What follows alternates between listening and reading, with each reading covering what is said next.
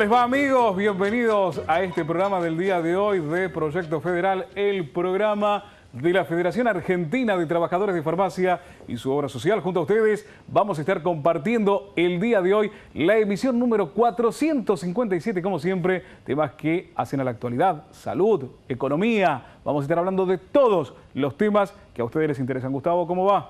¿Cómo te va, Luis? ¿Cómo le va a todos ustedes? Realmente un placer compartir este espacio y vamos a abordar temas de actualidad general, temas de actualidad económica y, no va a faltar nunca, los temas de salud. Y hablando de temas de salud, ¿cuánto ruido hizo la semana pasada el tema de las carnes procesadas? Vos sabés que llamó la atención a todos, ¿no? Porque nos encontramos un día con una noticia donde, bueno, se replanteaba las carnes procesadas, los embutidos, que serían, algunos factores que componen a los mismos posibles detonantes en materia de tumores o como sustancias cancerígenas. Por eso mismo, entonces, vamos a ver si es real, vamos a desmitificar el tema o no. Para ello, vamos a en un ratito hablar con el doctor Bruno Bustos, que es médico oncólogo. Bueno, vamos a ver si están así, ¿no? Como se plantea. Bueno, antes de hablarles de economía, porque les puede subir la presión o pueden tener problemas cardiovasculares. Por eso, primero, antes de hablar de economía, también vamos a hablar con el doctor Mariano Favaloro y principalmente todos los factores de riesgo cardiovascular. Y cuando hablamos de riesgo cardiovascular, existe una asociatividad. Aquellas personas que son hipertensos, aquellas personas que no comen adecuadamente bien, ¿sí?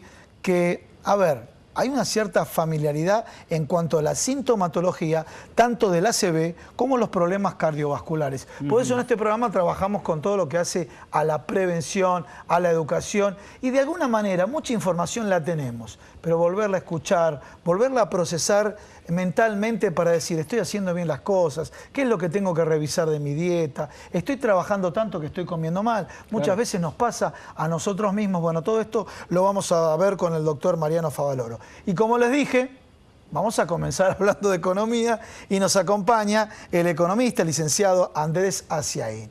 Y bueno, y con él principalmente yo plantearía esta inquietud. Estamos en un escenario electoral.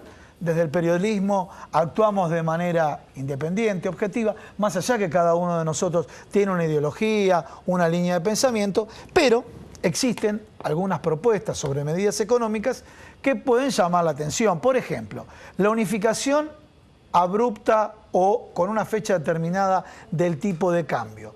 En un contexto internacional donde hay crisis, sabemos que nuestro vecino Brasil está en crisis. En un contexto internacional donde bajó el petróleo, bajaron los commodities agrícolas y demás. Todo esto sumado a una devaluación y sumado a ¿qué? A la conducta que existe en la República Argentina. No es una cuestión del Frente para la Victoria o del macrismo, lo que sea. Hay una conducta empresarial. Y esto lo vimos en la época de Raúl Alfonsín. Raúl Alfonsín en un mes tuvo el 193% de inflación. ¿Le va a decir algún economista ortodoxo que era por emisión monetaria o porque realmente hubo conductas especulativas que trasladaban a precios? Entonces, si tenemos en nuestro país ese cassette de que ante cualquier variable todo se traslada a precios, ¿el cambio que no sea gradual del tipo de cambio nos va a afectar o no nos va a afectar? ¿Y a qué sectores que son los más sensibles de la economía puede afectar, ¿no? Vos fijate, ¿no? Qué importante lo que estás marcando, Gustavo, ¿no? Porque taxativamente, ¿sí? Hay algunas propuestas, mejor dicho, una de las propuestas que se pretende llevar en caso de que Mauricio Macri sea electo presidente el próximo 22 de noviembre, son estas propuestas demasiado, ¿no? Tajantes, taxativas, del día 11 de diciembre, eliminar el mal llamado cepo, esta necesidad, ¿sí? De realizar una devaluación, de estos acomodamientos económicos inmediatos, urgentes, rápidos. Ahora, ¿se ha hecho el análisis previo de cuáles serían las posibles consecuencias si esto llegaría a aplicarse o a ocurrir? O también lo que se pretende simplemente con una cuestión electoralista terminar de conseguir aquellos votos faltantes para poder obviamente ser electo, por ejemplo, presidente. Por eso hay que pensar muy bien, ¿no? Cuando vamos a emitir el sufragio, cuando vamos a emitir el voto, escuchar muy detalladamente las propuestas, porque es real. Hay dos modelos muy diferentes de país que se presentan para las elecciones y para el próximo 10 de diciembre. ¿Por cuál vamos a optar? Si es por uno u otro, pero debemos conocerlos bien en detalle. Bueno, y haciendo un vuelco de página, otro tema que llamó mucho la atención de algunos medios. Algunos lo hicieron de alguna manera con cierto amarillismo. Acá obviamente que no actuamos así, pero principalmente aquella señorita que en el partido de La Matanza, en una estación de servicio, tuvo a una bebé, que la llamaron, denominaron Faustina porque la gente que la rescató la llamó Faustina, y realmente es un acto de cobardía humana lo que hizo la mamá, es un acto de cobardía humana lo que hizo el presunto padre. ¿Por qué digo presunto padre? Porque, bueno, faltaría la prueba de ADN si este chico que apareció en la filmación es el padre. Y esa complicidad, ¿no? Le llevaron servilletas para limpiar y fíjense a qué punto llegó, que encontraron sangre. Los distintos clientes de la estación de servicio dijeron que vieron sangre y fueron a una bolsa de residuos. Y en la bolsa de residuos estaba una bebé. Y empiezo a hacer un montón de análisis. Primero, en la era de la informática, donde con un celular pueden decir, quiero adoptar un bebé, primer tema. ¿Cuánta gente que hace, acá que estamos en el ámbito de la salud, que hace tratamientos para poder tener un hijo? ¿Sí? ¿Y cuánta gente en lista de espera para adoptar? Y de pronto esta chica que es seguro, que accede a medios de comunicación, no por ser ignorante, no por ser analfabeta, porque de hecho seguro que tiene un celular, que accede a internet, que tiene distintas cuentas donde directamente, si no quiere tener a esa nena, la puede dar en adopción. Pero cometió en definitiva lo que hizo. Si la metió en una bolsa de nylon, cometió un asesinato, ¿sí? No tiene otro calificativo. Bueno, realmente esto es podemos hacer un ejercicio, un llamado a la reflexión para todos los padres, para todas aquellas personas que tienen hijos o un embarazo no deseado y qué camino deben seguir para que no se genere este tipo de situación. Realmente algo que nos conmocionó mucho a todos y por eso le dedicamos este pequeño espacio, ¿no? Bueno, muy bien, no hay mucho más que decir al respecto, ¿no? Pero bueno, obviamente para algunos de nosotros es hasta inentendible la actitud, pero bueno, ¿qué va a ser? Muy bien, vamos a la vía de comunicación. La vía de comunicación, dale. A ver, nuestro mail, proyectofederal@gmail.com, y si quieren comunicarse, dejarnos algún mensaje, cualquier consulta, no una consulta médica, no una consulta económica, pero de alguna manera quieren acercarse o averiguar algún dato, y nosotros generamos este tipo de acercamiento al 116-137-2247. Exactamente, momento de ya conocer las instituciones que nos auspician y comenzamos de lleno con este programa, como bien decimos, para alquilar balcones nuevamente, de Proyecto Federal en la emisión número 457. Ya venimos.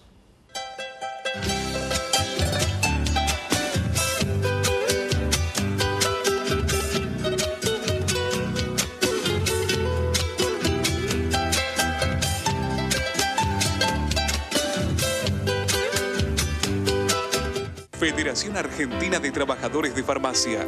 Más de 60 años en defensa de los derechos del trabajador del sector. Comprometidos con la formación de nuevos líderes sindicales. 011-4943-4005. Obra social del personal de farmacia. El mejor remedio para su salud. Trabaja en defensa del sistema solidario de salud. 0800-333-9820. Turismo Social de FATFA. Piensa en el descanso de todos los trabajadores de farmacia, ofreciendo un amplio circuito hotelero en todo el país. 011-4941-9910. Instituto Superior de Formación Tecnológica de FATFA apuesta al crecimiento profesional de todos los trabajadores de farmacia del país. www.institutofatfa.com.ar.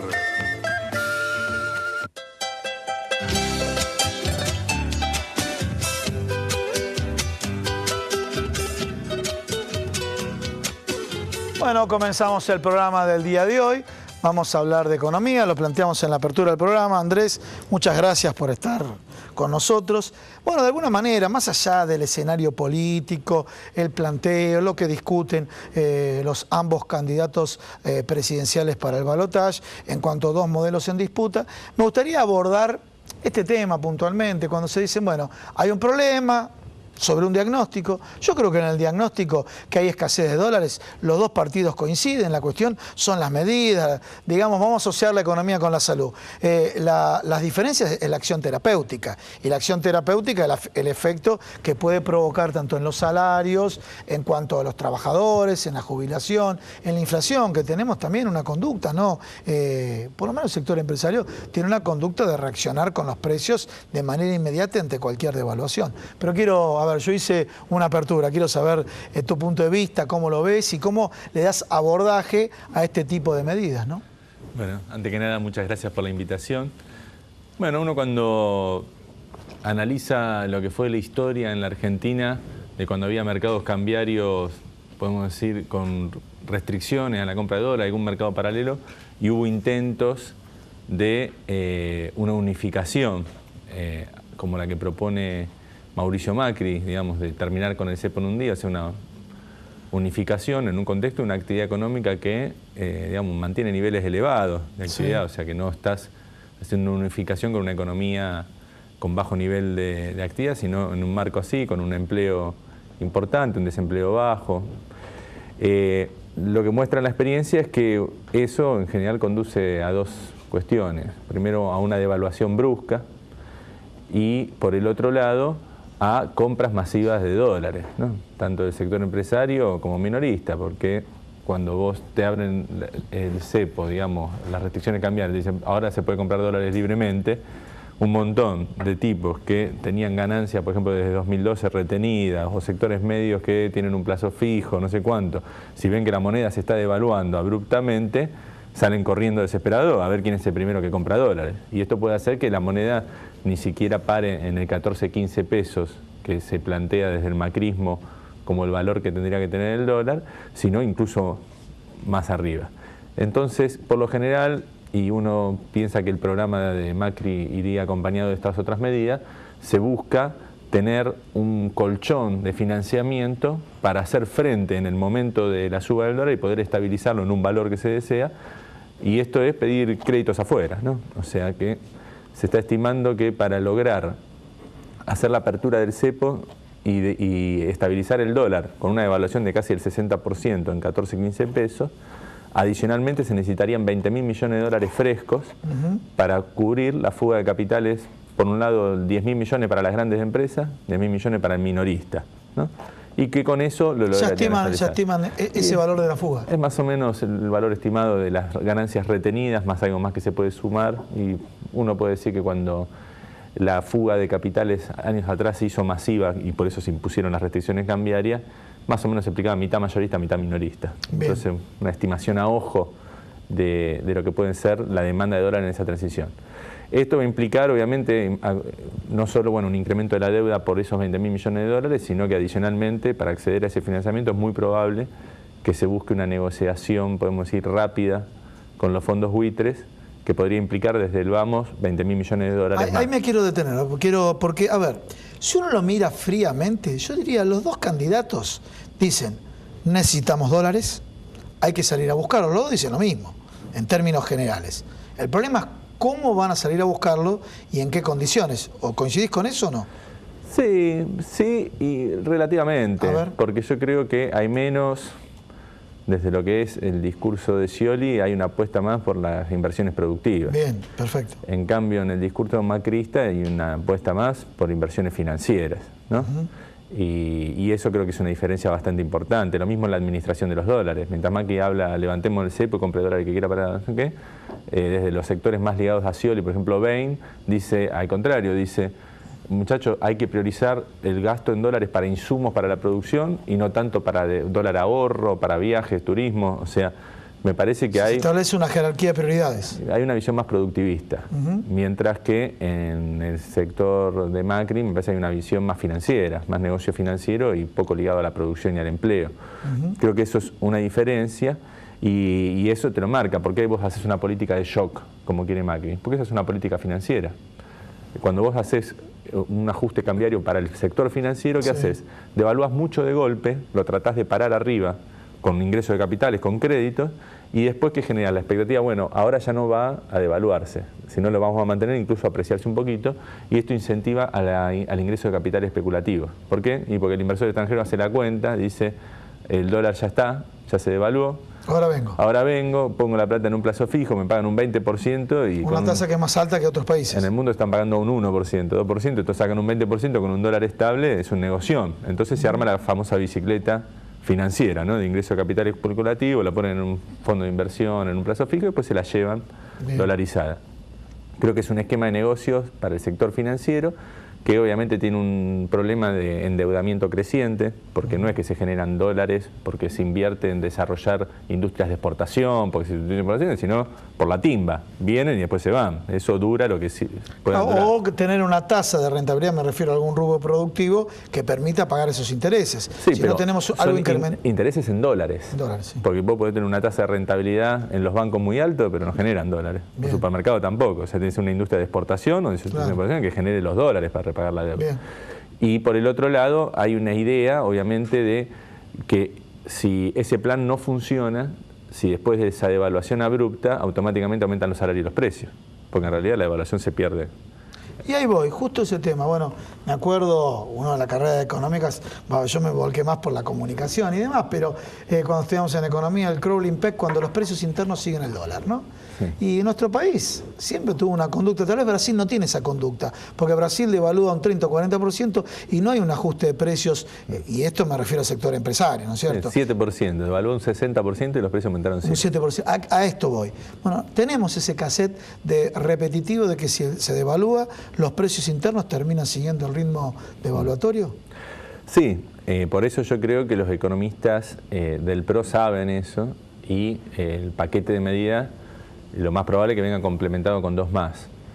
Uno, dilatar la paritaria para que el trabajador no tenga capacidad de responder pidiendo aumento de salario a los aumentos de precio.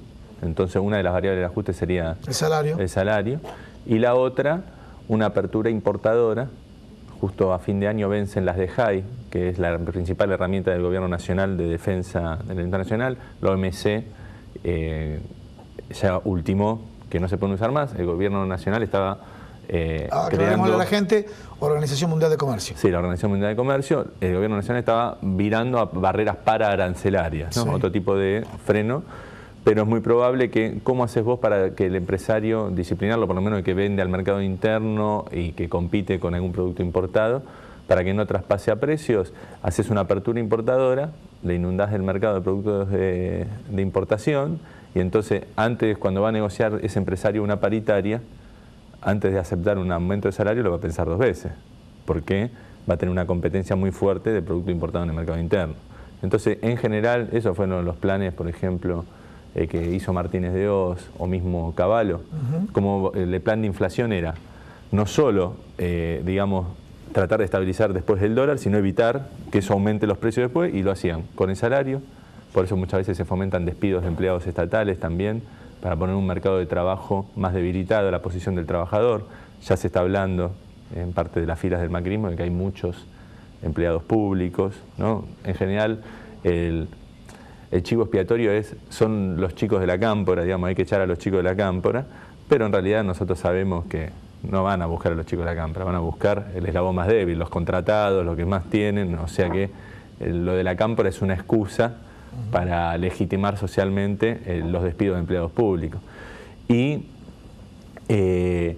una apertura importadora para que los empresarios, al momento de negociar una paritaria, incluso o un conflicto social, si se llegan a congelar las paritarias o se suspenden las paritarias, como son algunas de las posiciones que se escuchan, para que los empresarios piensen dos veces antes de aceptar un aumento de salario y a su vez no puedan remarcar los precios. Entonces, esto puede ser efectivo para disminuir el impacto inflacionario de una devaluación. Obviamente el costo es una caída en los salarios reales, puede tener un costo importante también en cierre de empresa y despido de empleados, de acuerdo a cuánto sea la apertura importadora, ¿no?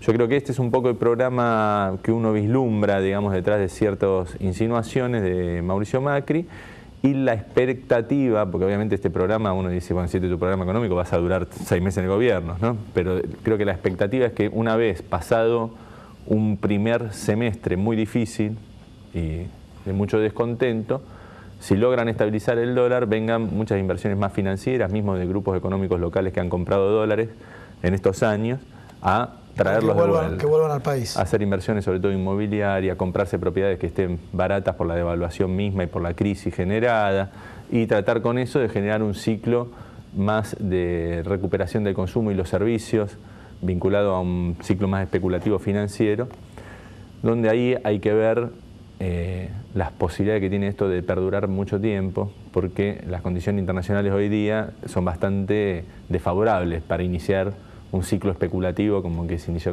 en los años 90 o en la época de la tablita de Martínez de Oz.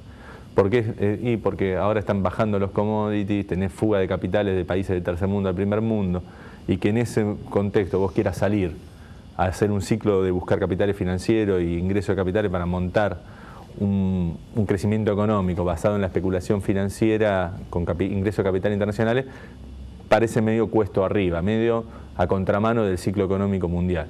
Bien. Te voy a relacionar este tema con los fondos buitre y con este aspecto. Uno ve, y esto va para todos, yo puedo decir radicales, peronistas, puedo decir el Frente Renovador. ¿A qué voy con esto? Hay una negociación con los holdout, ¿no es cierto? Y en este proceso de negociación, ¿qué hacen las partes? Muestran, hasta acá yo cedo. O sea, ¿qué es lo que mide cada una de las partes? ¿Cuál es el mínimo que cedes y cuál es el máximo hasta el cual estás en condiciones de ceder, en este caso con los fondos buitre? Bueno, ¿qué nos encontramos? Que de alguna manera tenían algunos fallos en segunda instancia en la Cámara Nacional de Apelaciones en Nueva York en favor de la República Argentina. Ahora, ¿qué pasa?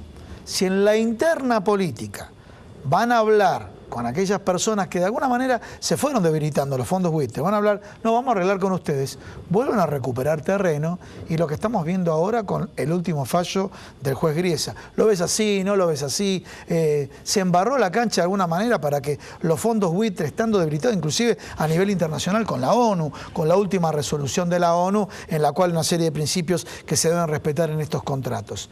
Esta interna se metió los fondos buitres en el balotaje diciendo va a haber un candidato que de alguna manera con nosotros va a ser más flexible. Sí, los fondos buitre en su momento tenían la visión de que tanto Scioli como Macri les iba a hacer una negociación más blanda, habían sacado una solicitada en un momento, pero creo que después, a medida que fueron viendo el perfil de Scioli como candidato del Frente para la Victoria y las posiciones de algunos de sus economistas, empezaron a tomar distancia, ¿no? Y vieron que en el caso de Scioli, bueno, las declaraciones eran claramente de que se iba a negociar con tranquilidad y tratando de llegar a un acuerdo, pero que no... Negociar sí, desesperadamente no. No. Y entonces me parece que han puesto las fichas en el casillero amarillo, porque las declaraciones, bueno, hasta hace poco de Macri eran hay que ir y hacer lo que diga Griesa. Bueno, imagínate que... Y por el otro lado un plan de, como te digo, desesperación en salir a buscar capitales para abrir el cepo lo antes posible. Cuando vos vas a negociar desesperado, sabés que perdés. Claro, es la regla básica de la negociación, sí, ¿no? Si vos ves que el otro transpira y está apurado y acelerado porque quiere cerrar la negociación en un día, es cuestión de sentarte y hacerlo desesperar cada vez más para sacarle más cosas, ¿no? Entonces yo creo que ahí sí se corrió un riesgo grande, porque ni siquiera está claro... Todavía no está claro cuánto correspondería, o sea, si Argentina acepta y paga, por el tema de los que pueden entrar y colgarse de ese fallo, los llamados Me Too, yo también, sí. ¿A cuánto se podría extender? O sea, eran 1.600, que hasta ahora se extiende a 8.000, claro, pero pueden llegar a 20.000 millones de dólares. No está claro esos 8.000. Ah, no está claro. Y porque Griesa dijo 8.000, pero ya van dos fallos de la Cámara de Apelaciones a favor de Argentina que le puso límites. Griesa había sumado Me Too y le dijeron, pero tenés que analizar y mostrar y demostrar, estos tipos compraron las acciones, cuánto valían, en cuánto fueron perjudicados. Porque Griesa lo que está diciendo es vengan todos que le damos lo mismo, digamos, claro. 100% nominal, más no sé cuánto, pero lo que dicen, bueno, cuánto fue la pérdida, digamos, que tiene que hacer un análisis caso por caso. Es un proceso lento. Si se busca una salida abrupta, yo creo que la posición del negociador argentino, que yo creo que es muy danina, va a ser sentarse a ofrecerle a todos. En las mismas condiciones. A todos, todo. Porque es la única forma de sentar ya al 100% de los llamados holdados. Le decís a todos, le vamos a pagar todo, tienen que venir ya, y lo cerrás. Entonces la pregunta que Algo uno, muy complicado. Claro, es complejo. Ahora la pregunta que uno se hace es la siguiente. Bueno, listo. No cerramos con los fondos buitre. No cerramos, vamos a cerrar. Vamos a plantear un escenario que ambos candidatos dicen en un año cerramos o en 2. Si no cierran en un periodo determinado, ¿existen otras fuentes de financiamiento como las que menciona Scioli o solamente les queda como condición sine qua non cerrar con ellos? No, yo soy muy escéptico de la idea del financiamiento internacional. ¿Sí? Sí, yo creo que el problema argentino no pasa por acceder a los mercados financieros internacionales. Sí por lograr dar una política cambiaria y financiera que estabilice las expectativas de devaluación y generar incentivos para que los grupos económicos locales sean los que traigan la plata. O sea, acá podemos decir que el gran círculo de toma de deuda y fuga de capitales muchas veces es con nuestros propios actores que tienen la plata afuera, toda la cúpula empresarial. Entonces, yo creo que por un lado hay que privilegiar medidas para evitar la fuga de capitales en todos los sectores, sí, sobre todo en los sectores del trabajo y clase media. Hay que ir a instrumentos que le permitan conservar sus ahorros sin que se les valoricen en moneda nacional. Hay que usar la imaginación. En Chile crearon en su momento lo que era la unidad de fomento, era una moneda indexada por los precios. En Cuba crearon el peso convertible, que era una moneda indexada por el dólar, digamos la misma idea, que hacía que el tipo que compraba, ahora Rodríguez arma una estampita sí, en dólares, lo mismo, digamos. Pero bueno, un inversor sofisticado accede al bono dólar link. Un tipo de a pie no sabe ni qué es. Entonces, que tenga una herramienta que le permita... Expliquémosle, el dólar link que está atado a al valor del dólar. Al se valor del devalúa dólar. y tu plata Es en automáticamente pesos, se ajusta. Es en pesos, pero sigue el ritmo del dólar. Pero sigue el ritmo del dólar. Bueno, armar algo así para el minorista o atado a los valores de las propiedades. En un momento se hablaba del metro cuadrado, digamos. Pero darle un instrumento de ahorro creo que es una cosa importante y por el otro lado, dar cierta estabilidad a la política cambiaria. Nosotros lo que tenemos que evitar es que el tipo de cambio se retrase, salte, se retrase, salte, se retrase, porque ¿qué pasa? Pasa que la gente pone en plazo fijo 2 meses y ya están todos especulando cuándo van a tocar el dólar y empiezan todos a comprar dólares, bonos. Entonces me parece que hay que darse una política cambiaria que tome en cuenta que la Argentina tiene inflación, sí, que el tipo de cambio no puede desconocer eso, que tiene que seguir los precios. Y asegurar una tasa de interés por lo menos un poco más arriba de la inflación y la devaluación. Eso de mínima, acompañado de ciertas políticas más de instrumentos de ahorro para el sector de trabajo, clase media, incluso para los grupos empresarios, que traten de revertir ese proceso y después no hay magia. Digamos, si alguien piensa que los problemas de la falta de dólares se van a solucionar con créditos internacionales, se van a solucionar 1, 2, en el mejor de los casos 4 años. Pero no es una solución, porque toda la guita que vos tomás nadie te la regala. Después te cobran lo que te dieron más los intereses. Capital más intereses. ¿Sí? Y vos tenés que haber usado esa plata para desarrollar las exportaciones o sustituir importaciones que te den los dólares para pagar el capital y los intereses. Eso para salir empatado. Entonces, también tenemos que como sociedad tener una visión, no te digo de largo plazo, mediano plazo. ¿Qué es la propuesta de salir a buscar inversiones? No se dice para qué. Para solucionar el problema del dólar. Acá hay que decir muy claro para qué se van a usar. Si vos vas a salir a buscar deuda, inversión, no sé qué, tenés que decir muy claro a dónde lo vas a orientar y cómo eso va a generar la capacidad de repago de esa deuda en dólares. Si no, lo que estás haciendo es creando un sistema, como yo te dijera, vos tenés un negocio, va mal, sí, pedí crédito. Y no lo invertiste, lo patinás, salís a la noche, lo reventás en... ¿Cómo te diste cuenta? Así no puede funcionar. O sea, si vos pedís un crédito, tenés que orientarlo a un sector que después te dé la ganancia para repagarlo. Si no, lo que estás haciendo es un negocio que es una estructura estafa. De costos, el capital y los intereses. Sí, y si no, metés a la Argentina una vez más en un camino de endeudamiento insustentable, que sabemos cómo termina. Dependiente de grupos económicos, internacionales. Y termina el día que te querés acordar, no tenés cómo pagar los créditos, salís desesperado a pedir refinanciamiento y ahí te queriste enterar y ya no sos un país y tu política económica, en vez de decidirla vos, presidente, la decide un burócrata de un organismo internacional que te dice a vos lo que tenés que hacer. Y entonces, eso ya lo vivimos, hay muchos países de Europa hoy día en una situación de endeudamiento insustentable. Grecia. Y yo creo que hay que tener la inteligencia para no regresar a eso. Uno puede pedir un crédito, puede pedir una inversión extranjera, en el corto plazo incluso para una coyuntura difícil de una política cambiaria. Lo podemos discutir. Lo que sí no es un proyecto para solucionar ningún problema de escasez de dólares. Eso es en todo caso en una coyuntura para hacer algún ajuste, necesitas un crédito para parar una presión, una corrida, está bien, pero después tenés que tener una orientación estratégica, sustituir combustible, una política industrial, una política agropecuaria, minera, tenés que tener políticas económicas que yo creo que están faltando en la perspectiva, al menos sobre todo, por lo menos Scioli ha armado, a mí me llegó de la Fundación DAR ese proyecto del desarrollo donde se analizan todos los sectores y se ponen pautas de política. No he visto nada parecido de parte de Mauricio Macri. Pareciera que todo se arregla con confianza e inversiones, sin saber en dónde y para qué. Bueno, Andrés, realmente muy interesante, muy importante. Muchas gracias por venir al programa. No, gracias a vos. Luis, si te parece, pasamos a la otra parte del estudio. Vamos a hablar ahora sí de salud. Efectivamente, y vamos a contar con la presencia, en este caso, del doctor Mariano Favaloro, a quien le damos la bienvenida. Mariano, ¿cómo estás? Gracias por venir. ¿Qué tal? Buenas noches.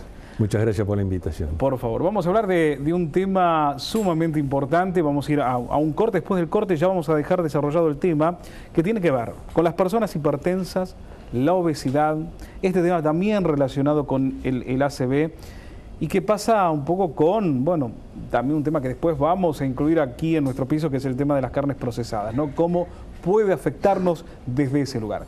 Vamos a la pausa y ya comenzamos a desarrollar el tema, Mariano. ¿Cómo no? Hacemos una pequeña pausa, quédense. Ya venimos con más Proyecto Federal.